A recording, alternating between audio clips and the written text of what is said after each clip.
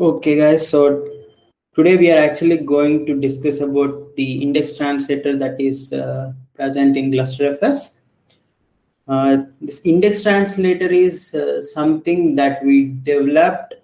Okay, let me actually talk about the scope. So we are actually going to discuss why we need an index translator, how does it work, how is it stored on the file system, the underlying backend file system, what are the different types of indices that are already implemented, what are the consumers of these indices, any future improvements that can be done in this translator. So this is what we'll discuss today. So the main reason why index translator came to being was there was this problem with replication in GlusterFS like 10 years back.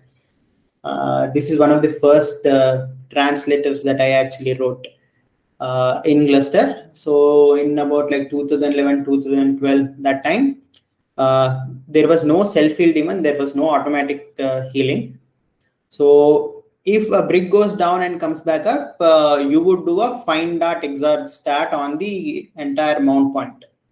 So you will do a complete full file system crawl, and the lookup would actually trigger the heal. So in the mount, if you access the file, it would trigger the heal, and that is how the files used to get healed before.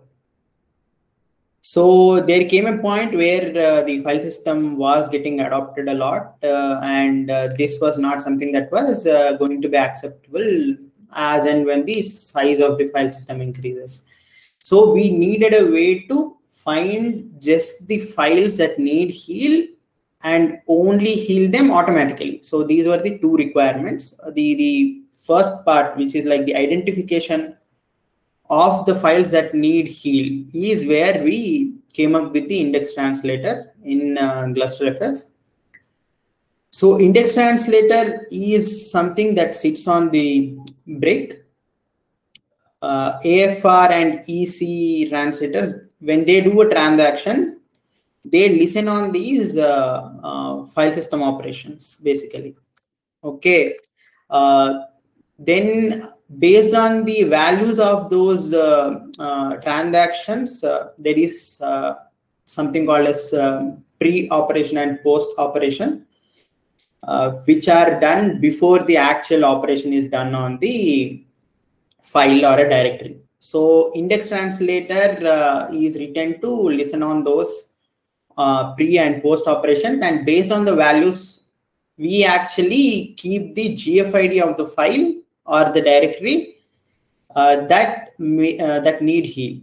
So that is the solution at the high level.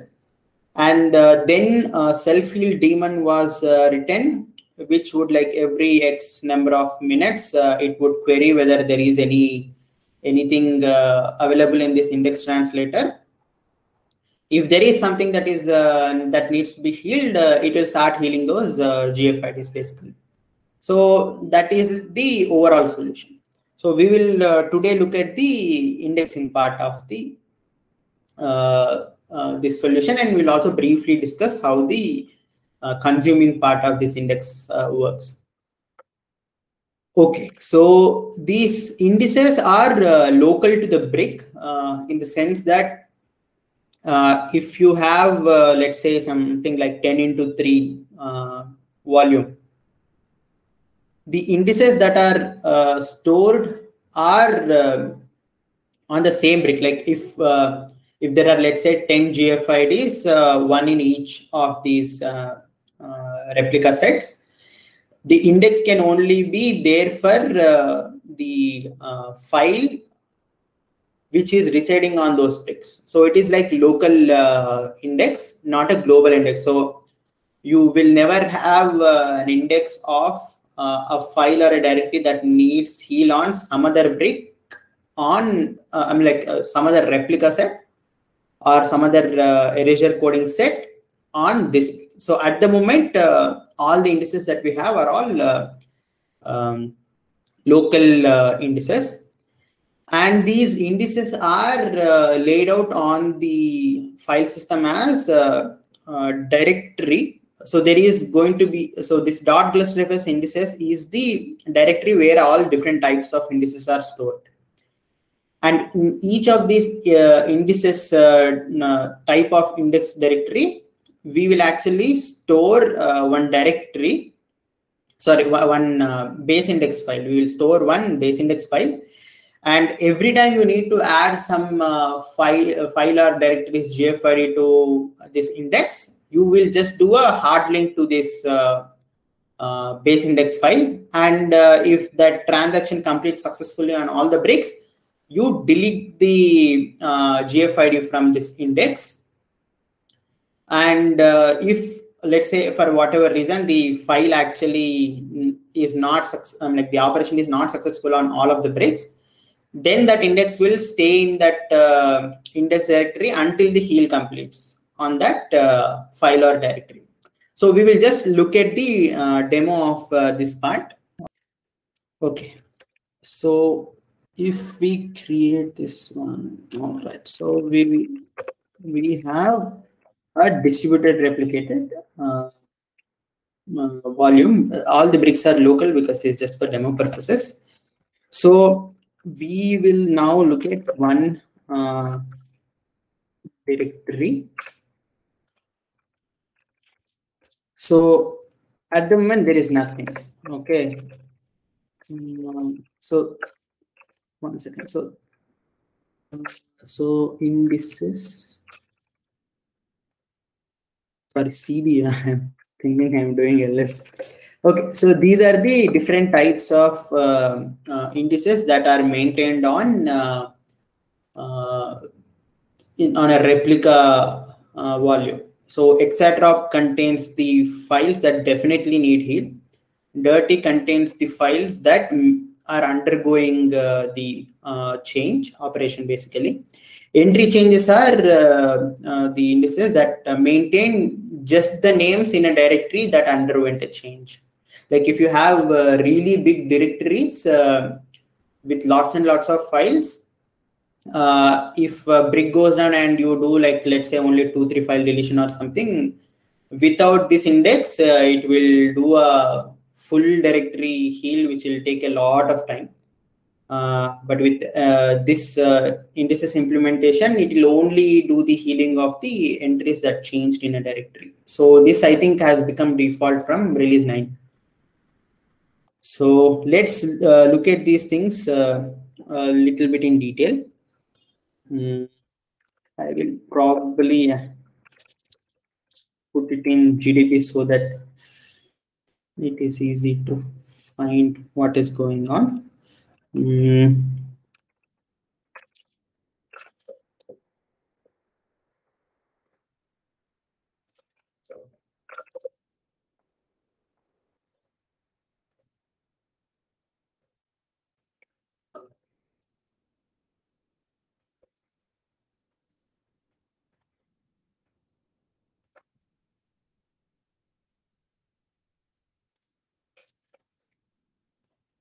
I'm going to put a breakpoint on the right, actually. Okay.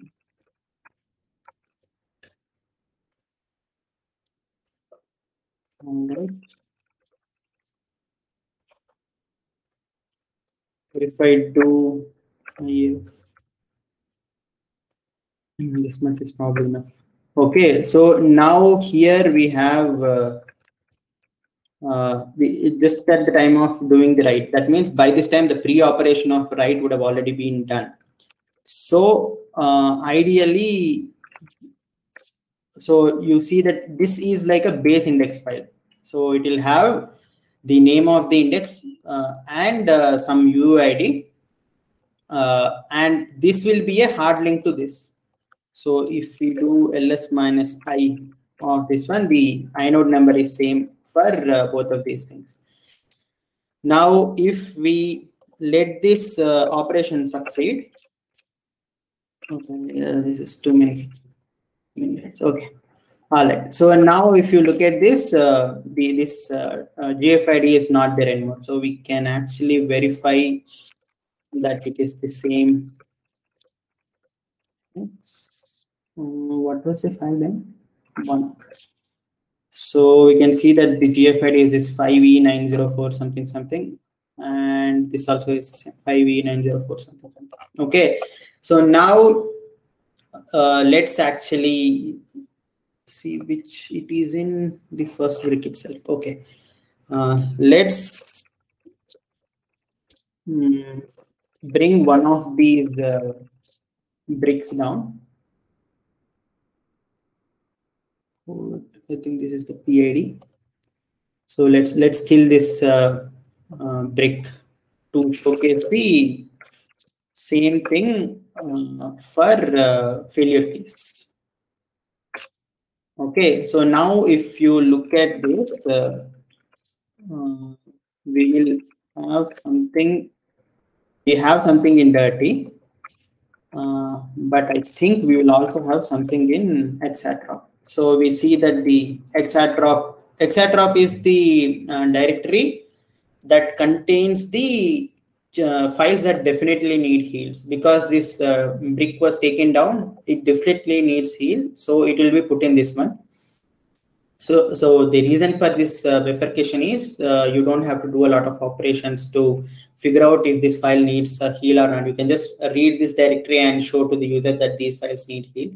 Otherwise, if it is in dirty, then you have to kind of do more operations to see whether the transaction is still ongoing on this file or it has completed to tell whether that file needs a heal or not.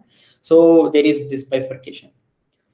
So yeah, so even after this write is complete, okay, so this is actually good. So if you see this dirty marker is not there anymore in this one, but it will be there in the Exatrop. So this file, if you do like cluster volume start R3, not I think.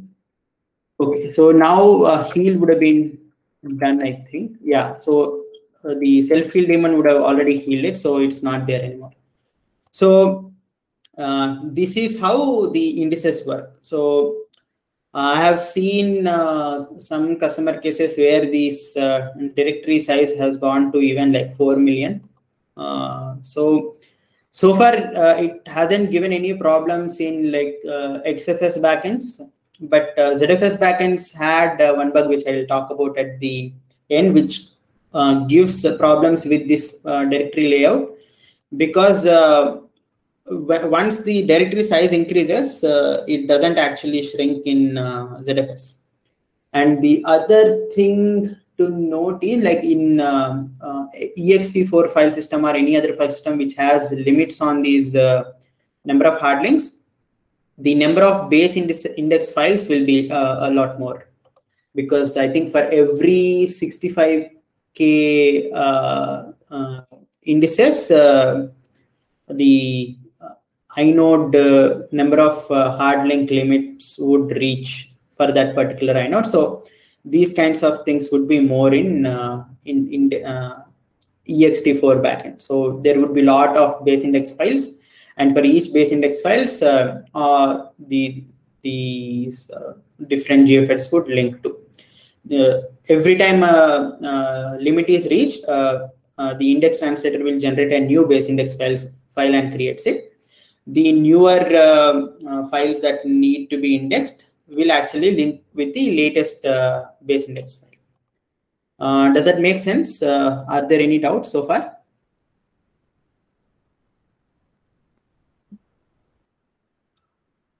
No, actually. Okay, cool. So will it create the after syncing, after healing, will it delete the base index files which are additionally created, or those will remain? Base index files, base index files will be deleted. So like, okay. So basically this UID is there, right? This, like, whenever a brick comes online, it generates this UID file and it creates this Exatrop file. Okay. So if when you are trying to do a read dir, if this base index file is not, it does not have any links, meaning if the link count is only 1 and it is not the current base index file, it will be considered stale and it will be deleted. Okay. All right. Okay. So yeah, that is the ONFS layout of the indices. This also I think we have covered, maximum hard link limit and everything. Okay.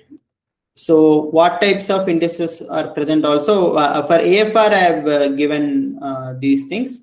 EC also is similar to AFR, just that in EC, dirty plus exatrop is contained in the same index, which is the exatrop index. So it sometimes needs more operations to figure out which file needs heal and which file doesn't.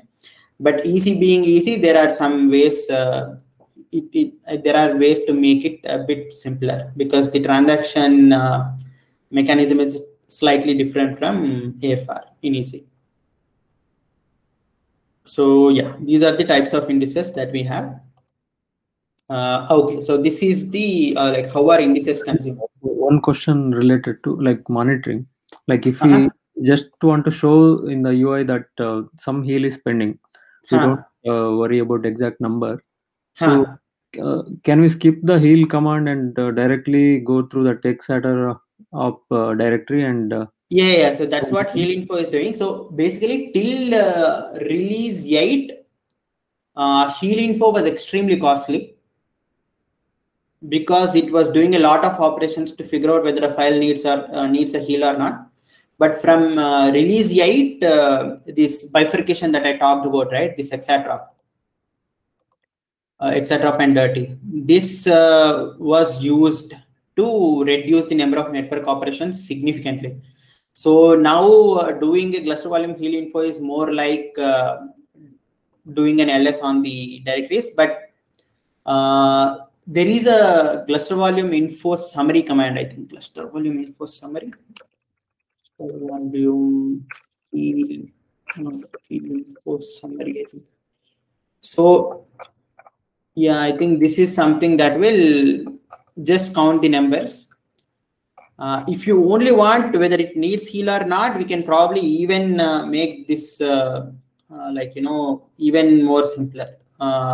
We can probably implement one such command if it helps. It should not take a long time to figure that out.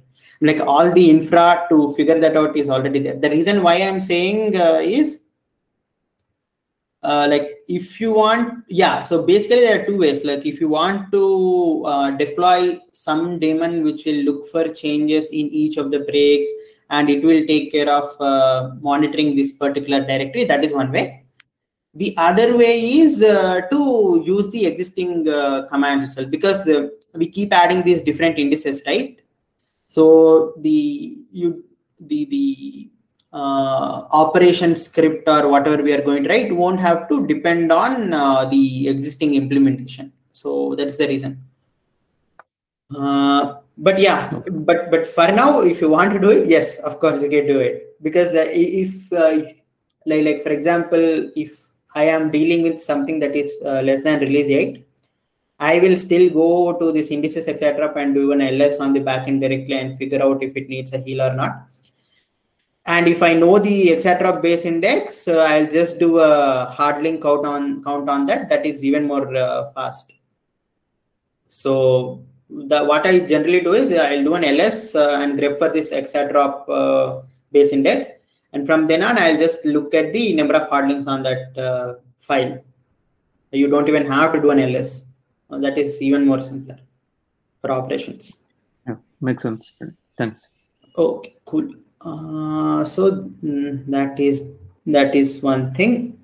Okay, so now how are these indices consumed? So I think I've given a small demo already, where if you bring self-heal daemon up, it just went ahead and just healed everything, right?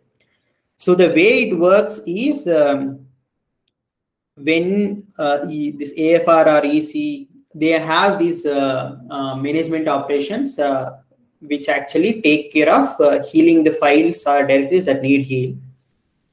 So given a file, so this is like I'll probably do a demo that is probably easy. I'll kill this brick again and do this right. probably don't need this anymore. Okay, so now if we do cluster volume heal info, we will see that the file needs heal, right? Now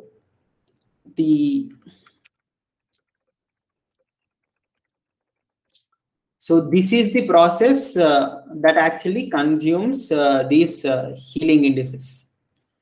So when we do this cluster volume start R34, the other brick actually start, the brick that was taken down, that will start. And once it notices that all the bricks are online, it will trigger crawling on the indices. So basically, essentially what it does is, it will do ls on this etc directory.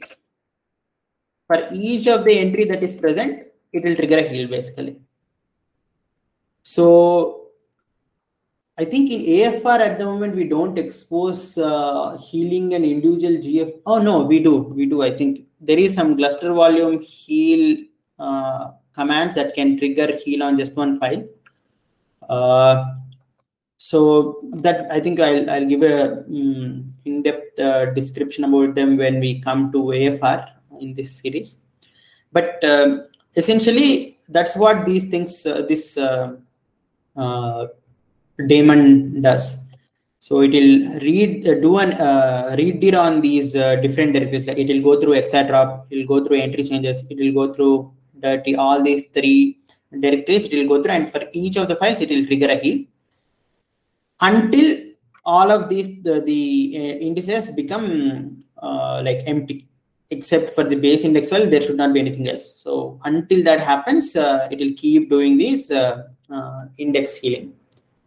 So yeah, so that is how these indices are consumed at the moment, and that is one way. And the second way is in AFR, there are some cases where you want to give more consistency when you know a brick is down and it needs heal. Like for example, if all the bricks are up and it does not need any heal, you can directly say some lookups are not needed. You can just work with these inode attributes to the upper layers. But if there are some files that need to be healed, then you have to do these lookup operations, which actually go to all the replica bricks to see whether the place that you picked that file from is a good copy or not. So in that case also, the mount uses this etc. So the ZFS problem that I talked about happens because of that code path, which I'll probably discuss a bit more at the end.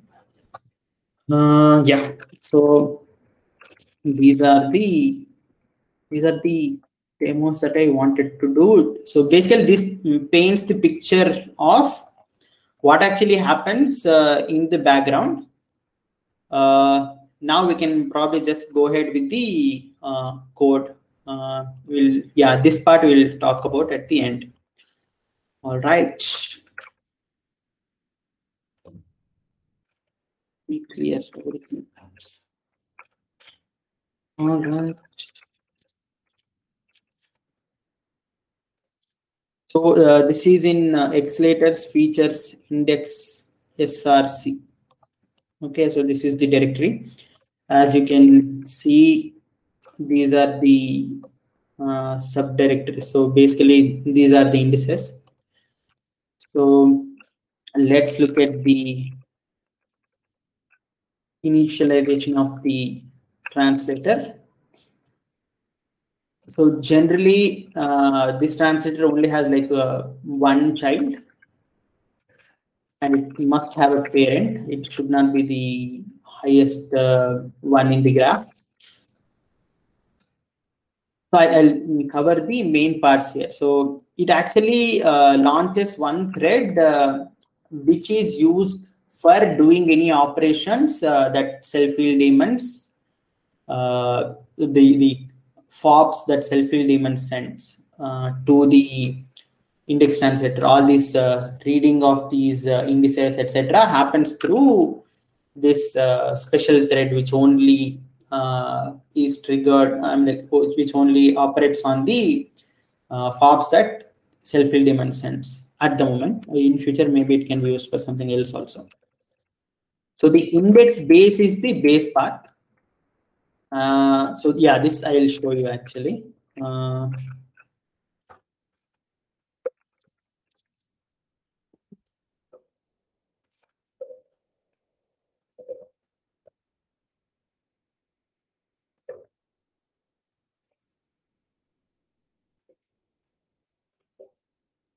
So if we look at the any brick wall file, so this is how the volume file definition would be. So this is the index base, which is the base directory where your indices will be stored. Okay, so at the moment it is always defaulted to .clusterfs indices in the same brick. But if you want to keep the indices separately for whatever reason, right, you'll have to make changes in cluster to put that option. But at the moment it is configured to be inside the brick. Okay, so we'll also look at what are these. So this I think you can probably guess. So these, like I was mentioning, there are these pre and post operation, and these operations are done through exatter operation. So that is the reason why the directory name is exatrop. So yeah, I was not very innovative with coming up with the name. I just, because the operation is exatrop, the index name was exatrop. It would have been better, like pending would have been probably a better name instead of exatrop. But yeah, so the operation is exatrop. It will come with two types of extended attributes which denote different things. One is dirty. So in AFR we will actually figure it out. So it actually sends this extended attribute in the dictionary, which needs to be updated on that GFID. Similarly, if the operation does not succeed on all of the breaks, then it will increment something that starts with this string on that particular inode. So anytime it sees that there are some keys in the dictionary which match this pattern and they are non-zero, this hard link will be created. If they become zero, hard link will be deleted. So it's the exatrop's job is extremely simple. So that is what we will see. How I think now that this information is given, following the code is extremely simple. So basically, in this, these are like different watch lists that you can create. I think EC creates this type of watch list, and AFR creates this type of watch list. So, and for each of the watch list, you say what is the index that you need to keep these files. So, I think now everybody probably figured out what exactly is going to happen from now on. So, as I was mentioning, the exatrop is the operation, right? So index exatrop. Yeah, so there are like two types of exatrops, FD based exatrop and path based exatrop.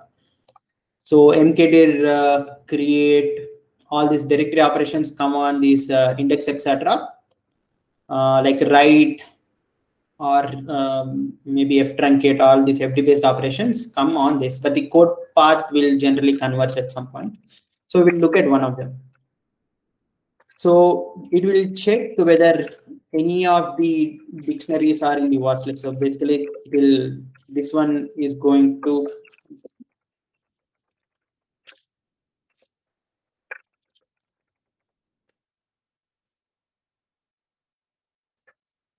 Yeah. So it will see whether it is in the watch list or not. If it is not in watch list, then we are not interested in this operation at all. So you just send it to the lower translator. But if it has something that is that we are watching, then you need to see whether this operation is leading to an index creation or index deletion. Okay, so we basically, oh yeah, so this is one more important thing. So when you are trying to do this marking the inode dirty or pending, if there are parallel operations, then you need to queue them so that the values that you get are in the, like, it should not be like the one that is incrementing the value is coming in later than the one that is decrementing the value. So when there are like parallel operations, this can happen. So it does some sort of a queuing. So that's why it is creating a stub out of this file operation. And then it will send it to one queue. Okay. So for each inode, there will be a queue in the index translator. So if somebody is already processing, then it will just like, enqueue and forget about it. Like the one that is processing it, that will do the dequeue and do something more. Otherwise, it will dequeue and it will do the actual, whatever it needs to do in this, like sending one extra drop after the other. Okay. Before this, there is supposed to be one more. 1 second. Yeah. So yeah, before giving this for queuing, right? This extra drop index action. There is supposed to be one more. 1 second. Index extra drop. Okay, yeah. Okay. All right. So in this is the stub. So when once this queuing happens here, it is doing this stub resume. Where is the stub resume? Yeah. So it is doing this call resume. So when you do a call resume on the stub, it actually calls this function. Where is the index? So like both this etc wrapper and fxatrop wrapper, both of them call this same thing called index xatrop do. So what happens here is if it already, if the operation that is happening on that file is for marking something as non-zero, before you do the actual etc on that file, you will do this addition to the index before winding the operation to the lower layer. So this is a little bit involved. So this part I'll explain. So for example, we have index translator, and below it,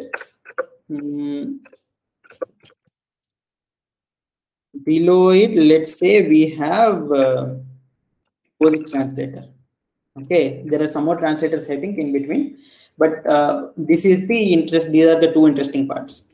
So if the AFR is sending an operation to do a pre-op on this POSIX, which is going to increment these extended attributes, and just after incrementing the extended attributes, if the brick dies, it will not be in the index.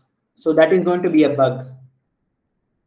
So if any extended attribute increment operation is coming, then it will always be added to the index right here, so that even if the brick process dies before doing this increment here, it will just be like a spurious thing where you will try to see whether it needs a heal or not, and it won't need a heal. That's all that may happen in the worst case. Okay, but there will not be any index that we will miss. So this is like a very important detail. We always do the addition in the winding path and deletion in the unwinding path, like in the if it is like decrementing of the external attribute operations, then once the result becomes 0 in the unwind path, we actually do the deletion. It's again the same logic. So you should never have a situation where a file is marked as pending changes, but the index is not there. So that is the reason why addition always happens before the pre-operation is done on the POSIX layer, and deletion always happens after the pre-operation is done on POSIX. So this is an important detail. All right. So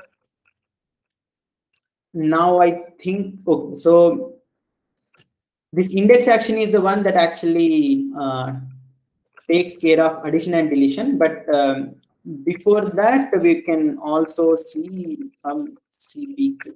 CBK. Okay. So in the CBK also, we will do this etc. of index action. Both of them are index actions, which will eventually do the same, like, this underscore index action, which is either going to add the index to the base file or delete the index to the base file. And these are all like going to happen one after the other because they are queued. Okay, so now, yeah, so all these things are like, which index we are going to do this change and all of that. And this is like a caching also. This also I'll explain. But let's look at what exactly happens in the index action. So in the index action, we actually get the type of this external attribute, rather type of the index, and we get the subdirectory for that index. So here some caching is also happening. Okay, so if that inode state is not in this what is that? If it is addition operation to the index, and if it is already there, it will do the continue. If it is what is it called? If it is deletion operation and it is not there also, it will do nothing. Otherwise, it will, if that index is present, then it will have to delete. So basically, it will form the path here, and it will basically do an unlink. Okay. This entry changes is a little bit involved. I'll just explain it by an example rather than in this code. Basically, I think I'll explain it as an example. Let me not. So this index add is similar. So if the index is not there, you again make that path and link to the base file directly, base index. So here it will also handle this EM link error, which is like the maximum inode links for that entry are reached. Then it will generate a new index. Then it will add it. So basically, it is creating it. This is like the base index if it does not exist, or if the maximum links on that inode are already reached, then it will create, and then eventually it will do a link. So that is what is happening. Okay, so this is a little bit involved. This is the part that is going to be used by the mount part, the ZFS problem that I explained. So every time you increment this one, you basically have to say that there are some pending entries, and this pending count will be picked up in the lookup operation.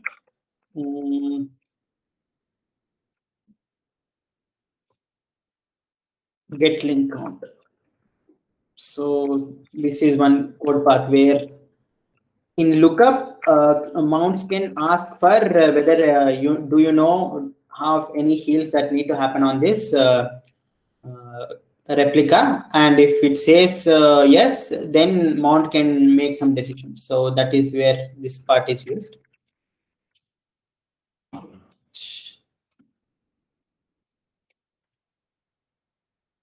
Okay, so yeah, so this is the part of deletion. So once this part is done, it will change the state of the caching to not in or in, so that the file system operations can be piggybacked. So if you are doing modifications on the same file, like if you are doing a DD with like maybe you are trying to create 1 GB file, it should only add the index once. For all the other ones, sorry, it should only add it once, and for all the other ones, this code path should trigger, and it should not do any file system operations. Otherwise, the FS and like the operation will become slow because of the file system operations. So yeah, so this is the overall idea of what exactly happens, and we will also look at index read. So generally this open dir, read dir, unlink, rm dir, all most of these things generally come from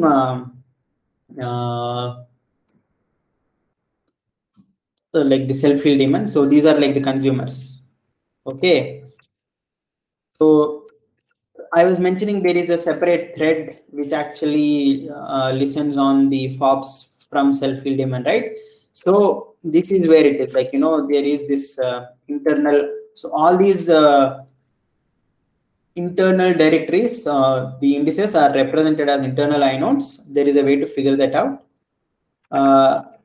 So anytime any operation is coming on this internal inode, it will be pushed to the worker thread.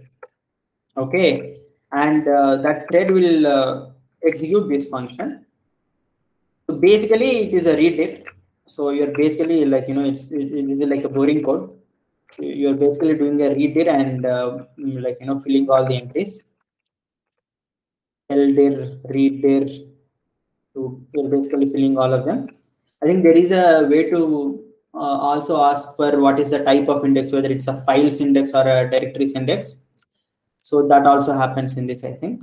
Yeah, but yeah, these are some of the ways in which self-heal daemon consumes this index translate.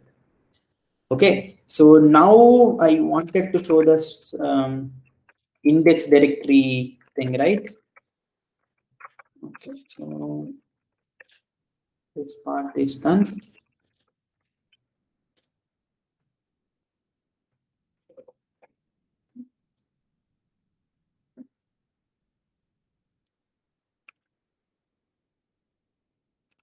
Okay.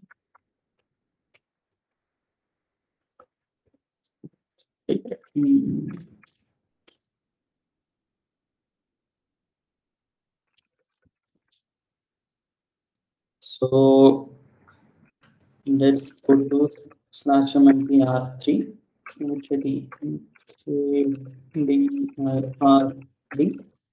cd.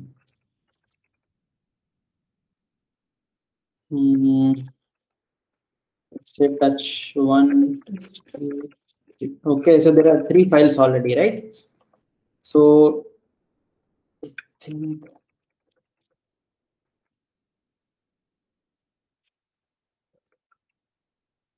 you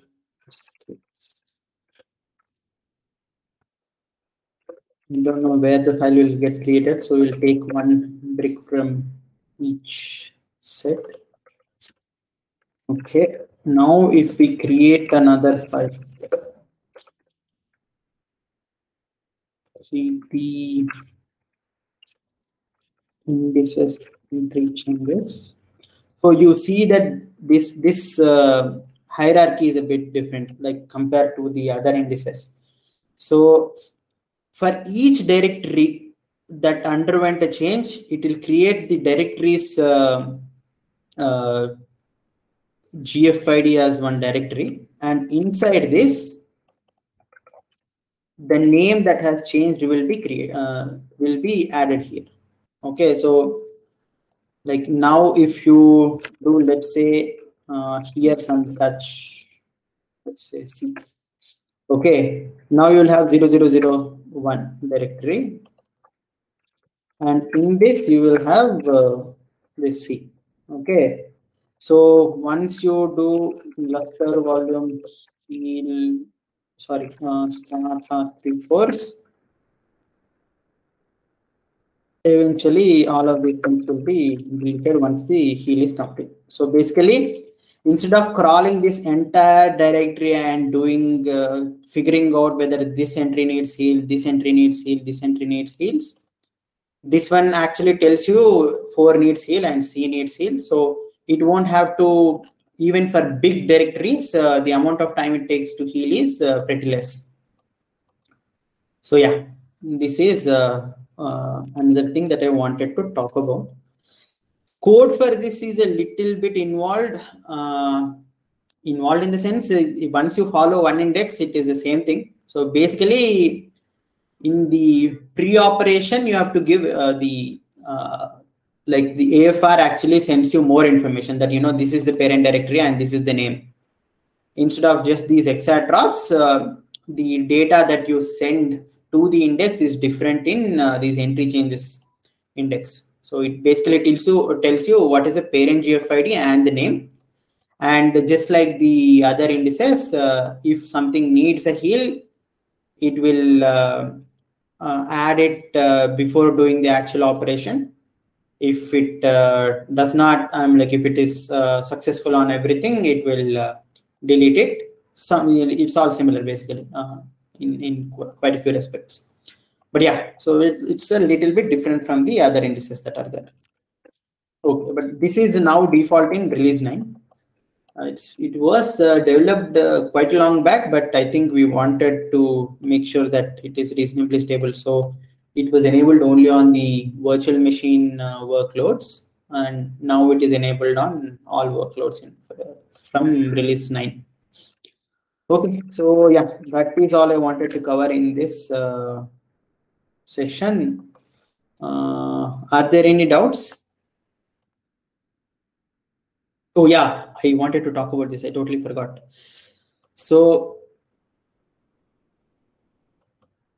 this was an interesting problem that we dealt with in November. So suddenly one person sent raised an issue where they're saying like until heal was going on, the performance was fine, but as soon as the heal was completed, this has become like 10x lower the workloads.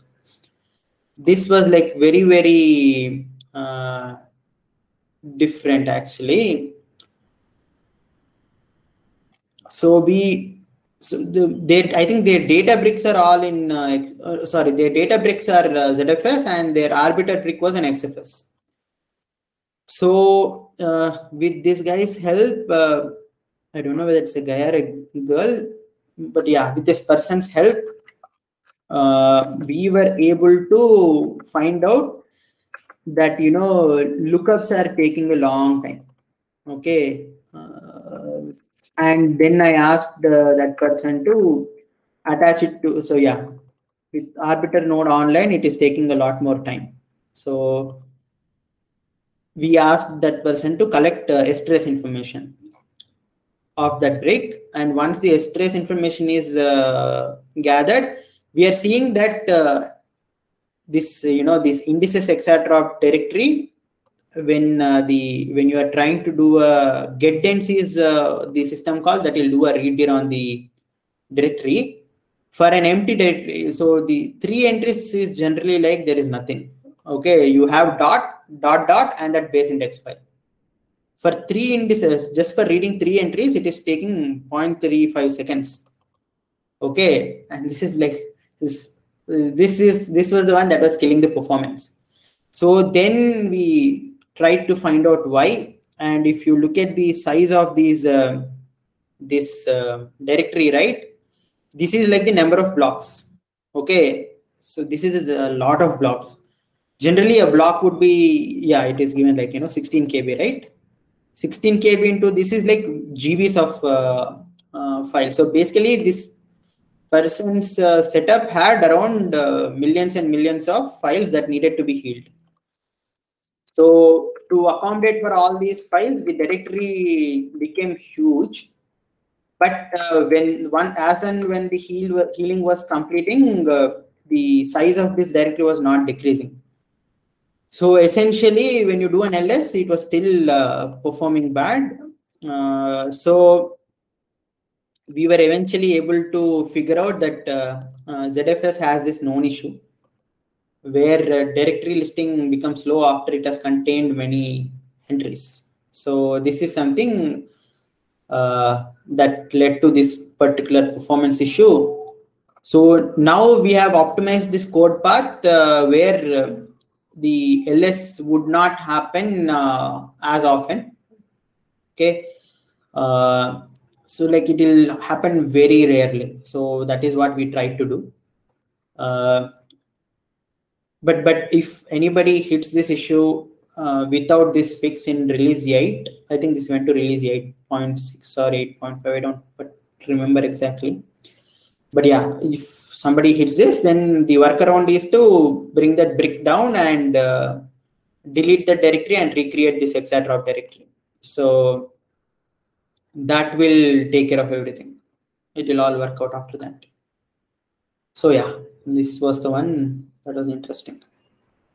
So basically, it is pointing to the fact that index directory becoming very, very big is an issue. So in future improvements, maybe we can do something like what we do with .clusterfs, where there is like a hierarchy and you don't have to store as many files in a single directory. But there the issue is getting the index will become a little bit more complex now. Instead of reading one directory, now you have to read so many directories to figure out if a file needs heal and like if the index needs heal or not. So there are like pros and cons, but at the moment, so these are some things that can be solved in this particular feature. Yeah, so I think that's all that I. Any doubts, guys? Oh, somebody said, what is meant by pre-operation? Pre-operation and post-operation are some things that we will look at in when we come across replication and erasure coding. So before you do a transaction, you have to kind of note down that you are going to do something to this particular inode. In clusterfs, this thing is called pre-operation. I think in normal disk file systems, etc., these things are called journal operations, I think.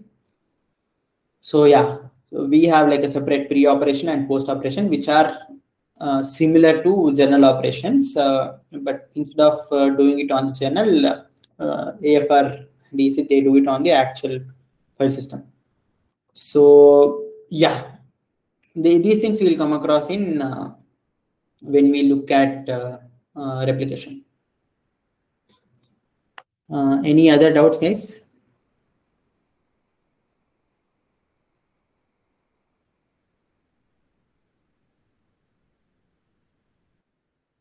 No, Brian. Okay. All right, then I'll stop the recording.